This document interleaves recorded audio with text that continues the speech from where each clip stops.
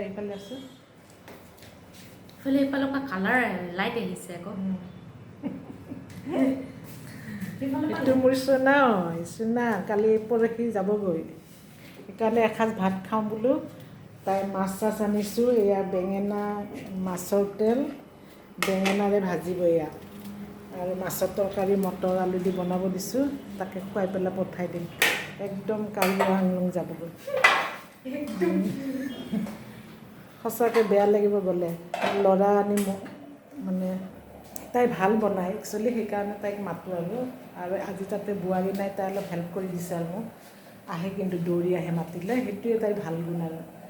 সেইকাৰণে মৰমো পায় আপোনালোকৰ এনেকৈ কোনটো সময়ত ৰন্ধা বঢ়া কৰে কমেণ্ট কৰি লিখিবচোন মই কিন্তু 8টাত সোমামেই আৰু পাকঘৰত